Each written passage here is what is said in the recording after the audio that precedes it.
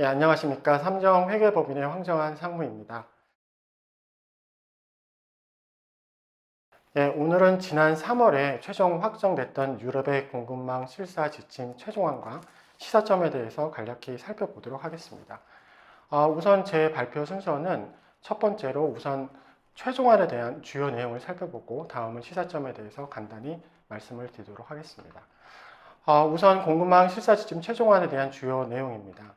우선적으로 볼 때 유럽 공급망 실사 지침이 왜 도입이 됐느냐라고 하는 부분은 우선 유럽 같은 경우는 2050년까지 탄소 중립 달성을 목표로 해서 다양한 활동들을 수행을 하고 있습니다. 그와 일환으로 유럽에서도 많은 실사가 진행이 됐는데 우선 국제 이니셔티브에서 말하고 있는 실사 지침은 자발적이기 때문에 법적 구속력이 없어서 그 효과가 상당히 미미했다라는 이유가 있었고요. 두 번째는 오른쪽에 보시는 바와 같이 각 국가별로 자체 국내법에 따라서 공급망 실사법을 제정을 해 왔습니다. 그래서 전체적으로 보면 국가별로 파편화되어 있는 이런 현상이 나타나게 됐고 이에 인해서 유럽에서는 유럽의 전체적인 공통적인 프레임워크를 가져서 법적 구속력도 가지고 통일된 기준을 가져서 경쟁력을 강화하겠다라는 취지로 도입을 하게 되었습니다. 그러면 이제 공급망 실사법의 지침의 내용을 간단하게 보면 여기에 간단하게 정리된 내용이 사실 있는 내용의 거의 전부인데요. 보통 이제 우선 전제로 해야 되는 내용이 해당되는 내용이 법령이다 보니까 내용 자체가 좀 딱딱할 수 있습니다. 그러나 이 내용들을 보면 법적으로 구속을 받고 있는 몇 가지 조항들을 제외하면 앞서서 보셨던 자발적 이니셔티브의 실사 가이드라인을 그대로 준용하고 있다. 그래서 이 기준을 볼 때 전반적으로 하나의 가이드라인을 제공하고 있다라는 시각에서 보시면 이해가 훨씬 쉬울 것으로 보입니다. 그래서 유럽 공급망 실사 지침에서 다루고 싶은 내용은 크게 두 가지입니다. 첫 번째는 인권과 환경에 대한 부정적 영향에 대한 기업의 의무와 책임을 부여하겠다. 즉, 실사에 대한 내용을 두겠다라는 내용이고요. 또 하나는 기후변화 완화를 위한 전환 계획을 이행시키겠다라고 하는 두 가지의 주제이자 목적을 갖고 있습니다. 그렇다면 이제 두 번째로 생각을 해야 되는 내용들이 어떤 기업이 적용될 거냐라고 하는 부분들에 있어서는 순매출과 종업원 기준으로 해서 EU 역 내에 있느냐, 역 외에 있느냐에 따라서 그 적용 대상을 정해 놨고요. 세 번째는 실사 범위입니다. 그럼 어디까지 실사를 해야 되느냐라고 하는 부분은 명확하게 세 가지를 언급하고 있습니다. 우선 첫 번째는 기업 자체, 두 번째는 그의 자회사, 세 번째는 기업의 활동, 사슬 내에 있는 비즈니스 파트너다. 이렇게 세 가지를 정의하고 있습니다. 이 제목에서 보시는 바와 같이 사실 저희가 유럽 공급망 실사 지침은 크게 네 가지 사항만 알고 있으면 됩니다. 첫 번째는 유럽이기 때문에 유럽 내에서 어떤 기업이 적용이 될 것이냐. 두 번째는 공급망, 어디까지 공급망으로 볼 것이냐. 세 번째는 실사이기 때문에 그 실사 절차는 무엇이냐. 마지막으로 지침이기 때문에 법령상 이 법을 어겼을 때 우리가 어떤 책임을 지게 될 것이냐 라고 하는 내용이 기업에 굉장히 중요한 내용이고 실제로 이 네 가지 내용만 숙지하면 실제로 이 CS 트리플 D라고 불리는 유럽 공급망 실사 지침은 거의 숙지하고 있다라고 말씀드릴 수 있겠습니다. 그래서 이어서 네 번째 보면 실사 절차 그리고 기준에 대해서 6가지 방법을 제시하고 있고요. 이 방법은 OECD의 실사 가이드라인을 그대로 미러 이미지로 갖고 있습니다. 해당 내용은 저와 함께 살펴볼 예정입니다. 그리고 마지막으로는 주요 사항으로 봤을 때 이 실사 절차에 다루고 있지 않은 기후변화 대응에 대한 내용이 하나가 있고요. 나머지 내용들은 주로 위반이 됐을 경우에 어떤 법적 책임을 지느냐 하는 법적인 내용을 규제하고 있다. 이렇게 이해하시면 될 것 같습니다.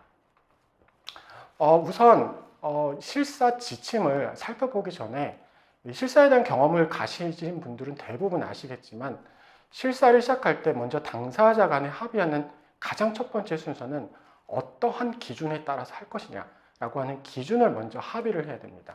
그래서 유럽 공급망 실사 지침에서는 그 실사 지침에 대해서 명확한 기준을 주고 있습니다.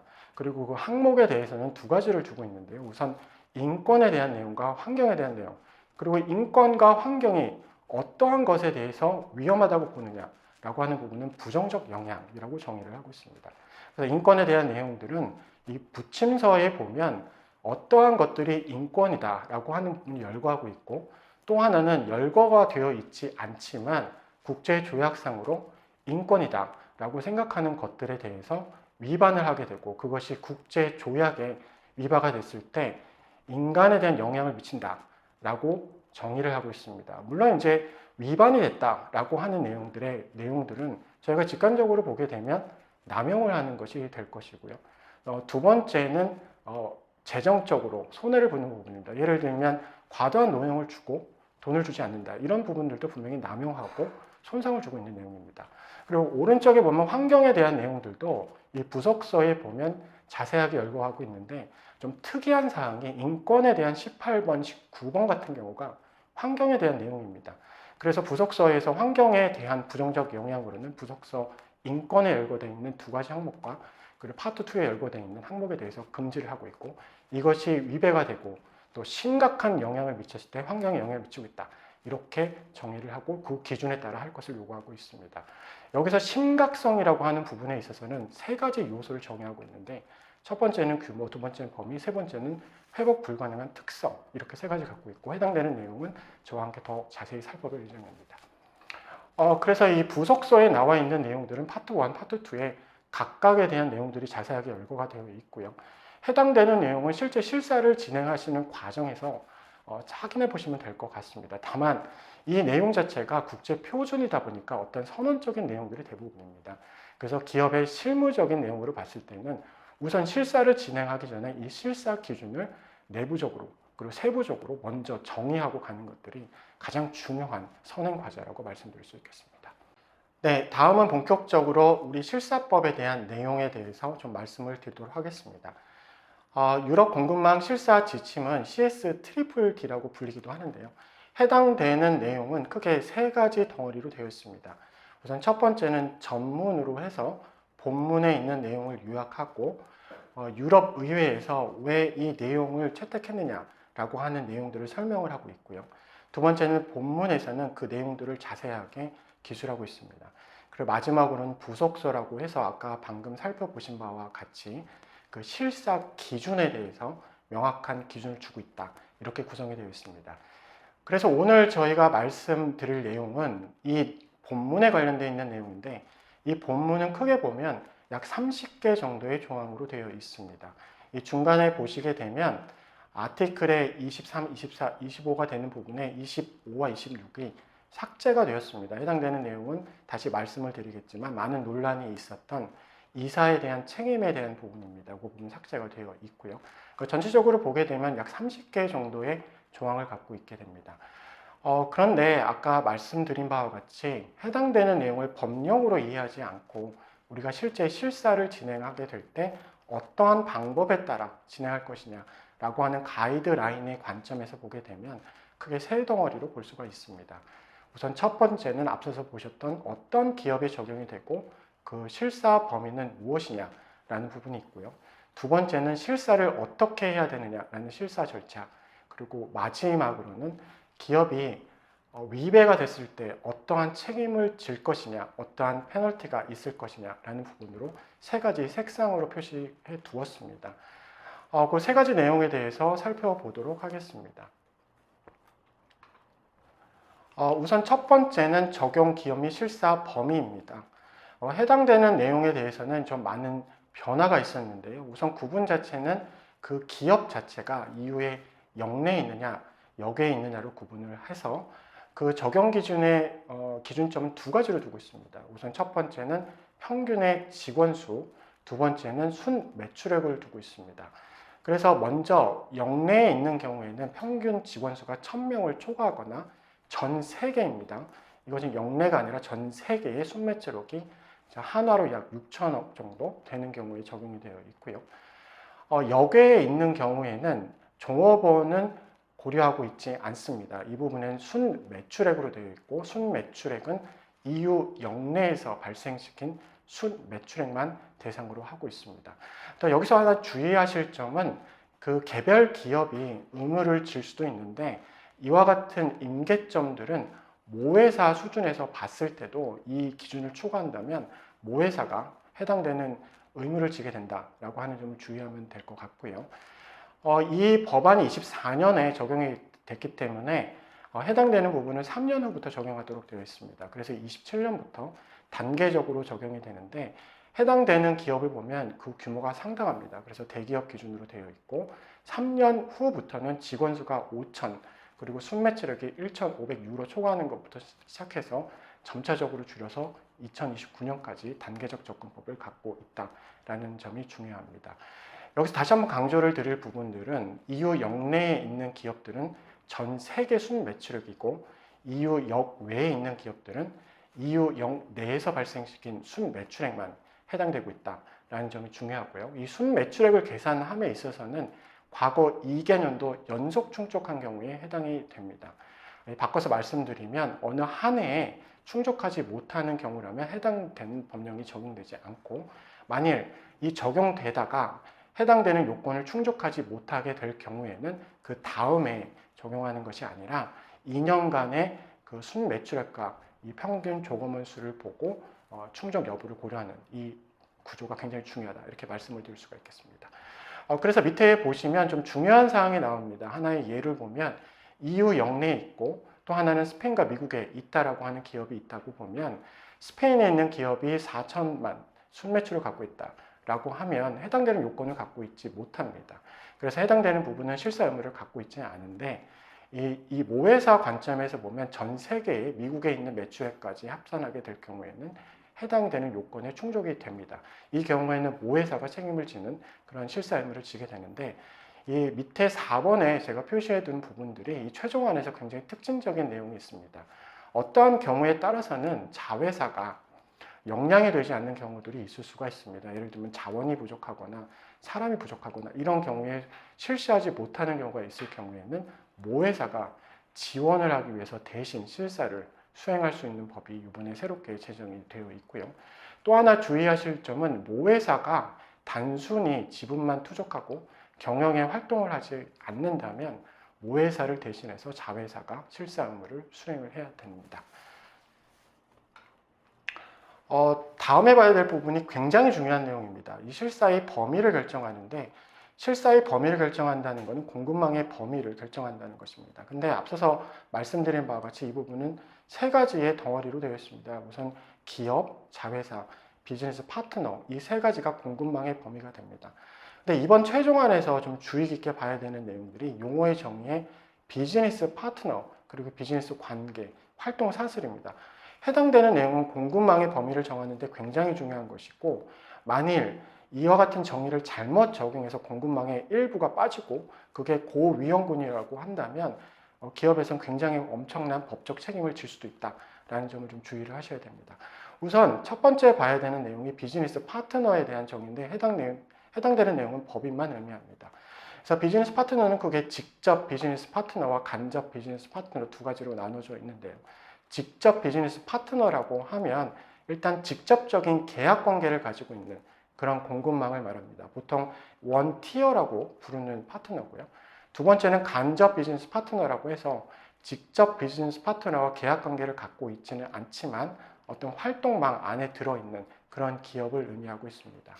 그렇게 되면 그 활동망이라고 하는 부분들이 활동 사슬이라고 정의가 되어 있는데 이와 같은 내용을 이해하기 위해서 첨예하게 대립이 되었었던 가치 사슬과 좀 대립해서 이해할 필요가 있습니다.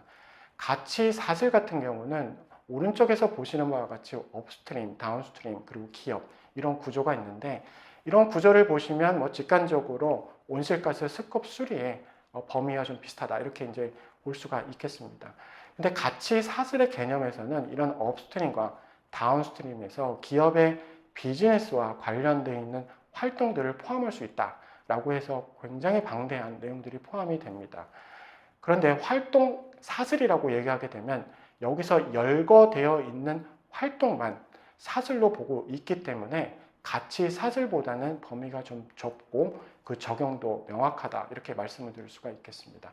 그렇기 때문에 여기에 포함되는 활동의 정의가 굉장히 중요하고 해당되는 내용은 꼭 기억을 해야 되는 내용입니다. 그래서 주로 나와 있는 내용들을 보면 첫 번째는 원재료의 추출과 조달, 두 번째는 제조, 운송, 보관 및 공급 이렇게 되어 있고요. 그 세 번째는 제품 또는 부품의 설계, 그리고 마지막으로는 제품 서비스의 개발, 이 업스트림에 있는 경우에는 활동 사슬에 포함된다. 이렇게 정의가 되어 있습니다. 이 다운스트림 같은 경우에는 유통, 운송, 보관으로 되어 있는데요. 해당되는 내용에 좀 주의를 하셔야 되는 부분들은 회사의 서비스와 관련되어 있는 비즈니스 파트너의 활동은 제외가 된다. 이렇게 볼 수 있겠습니다.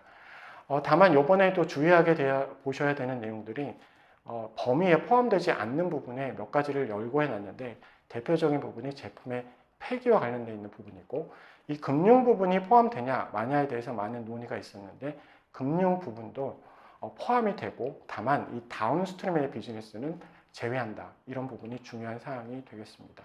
마지막으로 강조를 드릴 내용들은 이 비즈니스 파트너에 관련된 내용입니다.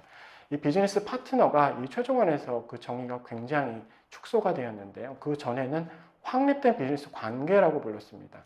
이 확립된 비즈니스 관계라고 하면 우리가 흔히 말하는 사돈의 8종까지 다 포함되는 내용이기 때문에 저희가 일면식이 없다 하더라도 비즈니스 관계가 있고 해당되는 내용은 같이 사슬에 포함된다면 저희가 공급망의 실사 범위가 굉장히 넓다 이렇게 말씀을 드릴 수가 있는데 이 활동 사슬로 정의하게 될 경우는 해당되는 활동이 우리 비즈니스와 관련이 되는 경우에만 저희의 공급망 안에 들어오기 때문에 그 범위가 좁고 상당히 좀 용이하게 되었다 이렇게 말씀을 드릴 수가 있겠습니다. 그러면 이제 본격적으로 실사 절차에 대해서 말씀을 드리겠습니다. 실사 절차는 크게 6가지를 정의를 하고 있고 이 절차는 OECD의 6대 절차와 동일합니다. 그래서 오른쪽에 보시는 바와 같이 제가 하나의 그림을 그렸는데요. 우선 첫 번째는 정책과 관리 시스템입니다.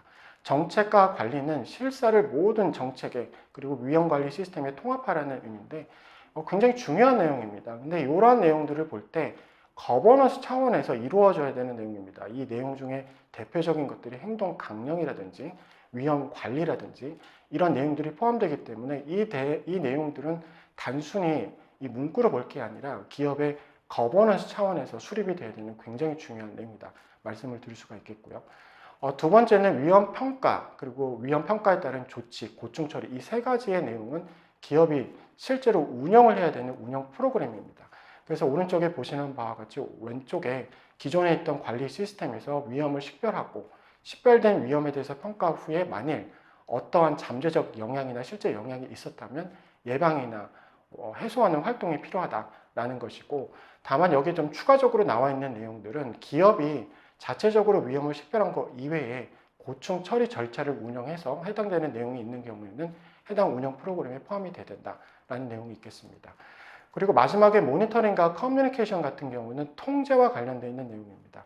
통제이기 때문에 이러한 운영 프로그램이 잘 효과적으로 있는지 한번 체크해 보라는 게 모니터링이고요. 커뮤니케이션 같은 경우는 그 결과를 연례 보고서에 발행을 해라 라는 구조로 되어 있습니다. 그래서 6가지 절차가 구성이 되어 있고 해당되는 내용에 대해서 살펴보도록 하겠습니다. 네, 첫 번째로 이제 정책과 위험관리 시스템 통합 문제입니다. 이 부분은 앞서서 말씀드린 바와 같이 거버넌스에 관련된 내용이고요. 해당 내용을 보면 기업이 어떻게 실사를 접근하고 있는지 그를 이해하기 위해서 행동 강령은 무엇인지 만일 이러한 내용들이 위반이 있을 때 어떤 조치가 필요한지 이러한 내용들을 포함하고 있고요. 해당되는 내용은 24개월마다 검토하고 업데이트를 해야 됩니다. 제가 이제 하나의 예시로서 벤츠의 사례가 있는데요. 벤츠의 사례를 보면 해당되는 내용에 대해서 자세하게 기술하고 외부에 공개하고 있다. 이런 식으로 공시하는 내용이 되겠습니다. 두 번째는 위험평가입니다. 위험평가에는 이 공급망 실사법이 굉장히 중요한 것이 위험 접근평가법을 갖고 있다라고 되어 있는데요. 해당되는 내용을 보시면 왼쪽에는 지금 현재 독일의 공급망 실사법이 있고 오른쪽에는 유럽의 공급망 실사법이 있습니다. 먼저 오른쪽을 보시면 첫 번째 봤던 직접 비즈니스 파트너, 두 번째 간접 비즈니스 파트너가 있을 때 이 공급망의 전체가 포함이 됩니다.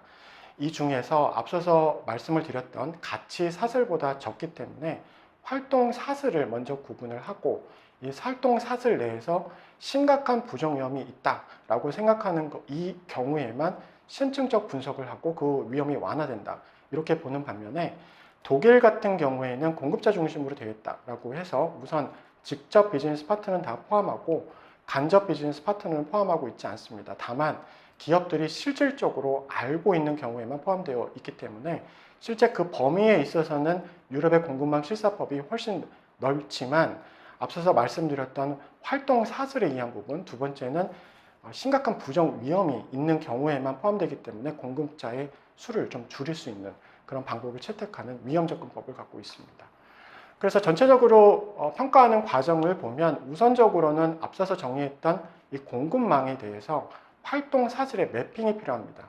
그래서 매핑을 해서 어떠한 활동들이 우리의 사슬에 있는지를 먼저 파악하고요. 두 번째는 추상적 평가, 세 번째는 심층 평가라고 해서 우선 이러한 사슬 내에 있는 공급망들이 저희가 사전적으로 알고 있는 추상적 평가, 예를 들면 어떤 특정한 지역, 예를 들면 중국이나 뭐 인도 등에 있으면 아무래도 프랑스보다는 인권이 좀 약하다라고 알려져 있는 국가이기 때문에 좀 위험이 높다. 이런 식으로 추상적으로 먼저 위험을 식별하고요. 그런 위험이 높은 국가나 이런 활동들에 대해서는 심층 평가를 통해서 회사의 심각도가 있는지 또 회사에 관련이 있는지를 통해서 또 한 번 위험을 걸러내게 됩니다. 이렇게 스코어링을 통해서 점수를 계량화하면 해당되는 내용들에 대해서 우선순위를 통해서 조치를 취할 수 있는 이런 큰 플로우를 갖고 있다 말씀드릴 수 있겠습니다. 그래서 위험평가는 앞서서 말씀드린 바와 같이 먼저 시작해야 되는 부분들은 이 가치사슬입니다. 이 가치사슬 내에서 우리의 활동사슬, 그 공급망 실사법에서 정의하고 있는 활동들이 우리 가치사슬 정의에 어느 위치에 있는가를 파악하는데 제일 중요한 내용들은 단순한 활동만 하는 것이 아니고 어떤 지리적인 맥락이라든지 이 활동이 갖고 있는 성격이 무엇인지 이러한 내용까지도 같이 파악을 해야 그 이후에 추상적 평가를 수행을 할 수가 있습니다. 그래서 추상적 평가 같은 경우는 우선적으로 수행하는 위험 요소가 정의가 되어 있는데 기업이나 비즈니스 지리 혹은 상품의 성격 이런 것들을 파악을 해서 인권에 대한 내용들을 사전적으로 평가합니다. 예를 들면 저희가 인권 국가 지수 같은 것들을 파악할 수가 있겠죠. 그래서 그 위험이 높은 국가들을 먼저 파악을 하고 그런 활동을 위에서 보시는 표와 같이 매핑을 합니다. 그래서 그 고유 위험을 사전적으로 파악하고 고유 위험이 높은 부분에 대해서는 다음에 심층 평가를 수행하게 됩니다. 심층 평가는 크게 두 가지로 수행하게 되는데 먼저 심각도 평가라고 되어 있어서 세 가지 요소를 고려하게 되어 있습니다. 우선 규모, 범위, 회복 가능성에 관련되어 있는 내용이고요. 각각에 대해서 얼마나 방대하냐 또 얼마나 크냐라는 부분을 두고 각각의 계량화되어 있는 스코어링을 사전에 정의를 합니다. 거기에 발생 가능성을 곱해서 심각성이라는 걸 파악을 해서 그 계량화된 점수가 나오게 되고요. 회사의 연관 가능성은 굉장히 중요한 사항입니다. 이 부분은 이후에 일어나는 조치와 연관이 되어 있는데 첫 번째는 영향력을 행사할 수 있었느냐, 두 번째는 그 원인이 무엇이냐 이 두 가지를 가지고 파악하게 됩니다. 만약에 이 영향이 발생한 것들이 기업의 단독 책임인지 아니면 파트너와의 공동 책임인지에 따라서 스코어링이 달라지고요. 또 하나는 회사로 인해서 발생한 것인지 아니면 회사가 직접적인 영향은 없지만 기여를 한 것인지 이러한 부분을 통해서 매트릭을 통해서 점수를 가지게 됩니다. 이 부분은 조치를 취하는데 굉장히 중요한 부분이기 때문에 같이 고려하는 것이 좋고 해당되는 부분은 제 CSR이라고 하는 영양 중대성 평가의 방법론과 매우 유사한 방법을 채택하고 있다. 그렇기 때문에 실제로 CSR들을 이행함에 있어서도 이 공급망 실사법과 함께 연계하는 것이 좀 중요하다. 이렇게 말씀드릴 수가 있겠습니다. 그래서 결과적으로 이러한 결과를 바탕으로 해서 회사의 연관성과 중요성을 가지고 우선순위를 정하게 되고요. 그에 대한 최종적인 결과는 아래 보시는 것과 같이 엑셀을 통해서 정리하고 사후에 관리를 해야 됩니다. 그래서 실제 실사를 이행하게 되면 조치를 취하게 되는데 이 왼쪽에 보시는 바와 같이 기업 입장에서 굉장히 중요한 요소 중에 하나는 그 원인이 공동으로 발생했는지 영향력이 있는지입니다. 예를 들면 기업이 발생한 문제에 대해서 시정 조치를 내릴 영향력 위치가 있는지 이런 내용들을 파악해서 시작할 수 있는 것이고요. 해당되는 내용은 잠재적인지 실제적인지에 따라서 예방과 완화 조치 혹은 해소와 최소화 조치를 취하게 됩니다. 그 해당되는 내용에서는 이 법령에서는 일반 조치와 강화된 조치가 있게 되는데 우선 저희가 직관적으로 보면 예방하겠다 혹은 시정하겠다 이런 조치부터 시작을 해서 계약상의 보증을 받겠다라는 등의 다양한 조치 사항이 있을 수가 있고요. 다만 이런 것들이 안 되는 경우에는 간접 비즈니스 파트너까지 포함해서 계약상의 보증을 받거나 또 필요한 경우에는 일시 중단, 최악의 사태인 경우에는 비즈니스를 종료할 수 있는 그런 조치 사항에 대해서 열거하고 있다라는 점이 중요한 포인트가 되겠습니다. 그 고충 처리 절차 같은 경우는 우선 법령에서는 불만을 제기할 당사자들을 개인법인, 합법적 대리인, 노동조합과 근로자, 시민단체, 개인, 조직 등으로 나와 있고요. 이런 고충 처리 메커니즘 자체는 몇 가지 원칙을 갖고 있습니다. 비밀을 보장한다든지 아니면 공개해야 된다든지 투명해야 되는지 이런 메커니즘을 가지게 되고요. 이러한 고충 처리 메커니즘이 합리적 근거가 있다라고 하면 앞서서 조치를 취해야 되는 그런 의무로 간주한다. 이렇게 말씀을 드릴 수가 있겠습니다. 다음은 모니터링과 커뮤니케이션입니다. 해당되는 내용은 굉장히 단순합니다. 모니터링 같은 경우는 앞서서 운영 프로그램이 적절하게 운영되고 있는지 효과성을 테스트하는 부분이고 최소한 12개월마다 수행을 하고 또 중요한 경우에 반드시 수행하도록 되어 있고요. 커뮤니케이션 같은 경우는 해당되는 보고서를 적어도 대차 대조표 발행 12개월 이내에 공시하도록 되어 있습니다. 다만 여기서 이제 주의하실 부분들은 CSRD가 적용되는 기업들은 해당되는 내용이 포함되어 있기 때문에 공시가 면제되는 부분이 있다라는 점을 주의하시면 될 것 같습니다.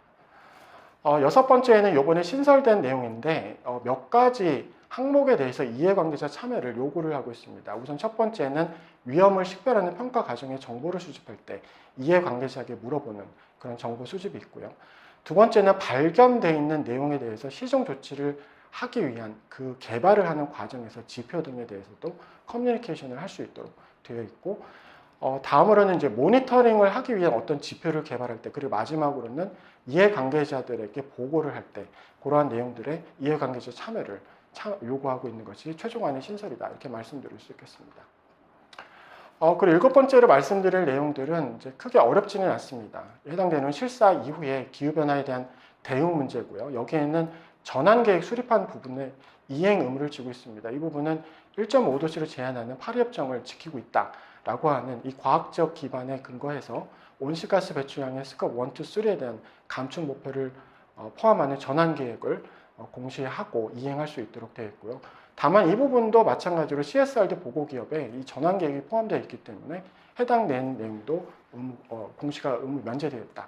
이렇게 알고 계시면 될 것 같습니다. 마지막입니다. 이 마지막 부분에서는 이제 어떠한 위반이 됐을 때 어떠한 사항들이 있느냐라는 부분인데 우선 행정조치와 벌금이 있습니다. 행정조치 같은 경우는 어떠한 사건이 발생했을 때 감독당국은 조사나 검사를 할 수 있고 가장 대표적인 부분들이 중단하는 명령을 내릴 수가 있습니다.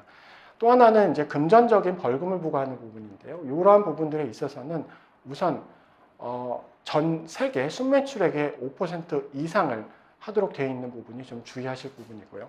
민사 책임과 관련되어 있는 부분도 이 민사 책임을 최종안에 넣느냐 마느냐의 논란에서 넣는 것으로 최종이 됐고요. 그에 대한 사유는 이제 고의와 과실인 경우로 되어 있고, 다만 이제 노동조합이나 이 비정부 기구, NGO 같은 경우는 국내법에 따라서 포함될 수 있다라는 부분을 명시해 두었습니다. 그리고 마지막으로는 이와 같은 부분에 있어서 앞서서 잠깐 언급해 드린 바와 같이 이사가 이러한 실사에 대한 선관 의무라든지 실사에 대한 감독 책임이 있었던 조항은 삭제가 되어 있습니다. 그리고 마지막으로는 만약 이러한 사항을 위반하게 될 경우에는 유럽 내에서 공공 조달이 금지가 될 수도 있는 그런 제재를 받을 수 있다라는 점에 주의하셔야 될 것 같습니다. 그래서 마지막으로는 이러한 최종안의 변경 사항은 앞서서 계속 말씀을 드렸던 내용이라 참고하시면 될 것 같습니다. 네, 마지막으로 국내 기업에 미치는 시사점에 대해 간단히 말씀을 드리고 마치도록 하겠습니다. 중대한 시사점 자체는 우리의 공급망이라는 것들이 우리가 직접적인 실사의 의무를 지지 않는다 하더라도 결과적으로는 다른 기업의 공급망 내에 있을 수 있다라는 부분입니다. 그래서 직접적으로 영향을 갖는 경우에는 이 실사의 준비를 하셔야 되는 부분도 있고 우리가 공급망에 있는 경우에는 실사를 받아야 되기 때문에 실사를 받을 수 있을 만큼 준비가 필요하다라는 점이 좀 중요한 시사점이고요. 두 번째는 여기서 보시는 바와 같이 지금 현재 공시 기준인 CSRD가 이 CS-DD와 굉장히 유사성을 갖고 있습니다. 그래서 우선적으로 먼저 적용이 되고 있는 CSRD를 이행을 할 때 이러한 공급망 실사법을 같이 하게 된다면 컴플라이언스의 시너지 효과를 극대화할 수 있다라는 점에서 준비 과정에 많은 도움을 받을 수 있다는 점이 중요한 시사점이 되겠습니다. 네, 이상 발표를 마치고 오늘은 이후의 공급망 실사법에 대해서 살펴보았습니다. 오늘 발표한 내용이 공급망 실사법을 이행하시는데 많은 도움을 받으시기를 바라겠습니다. 감사합니다.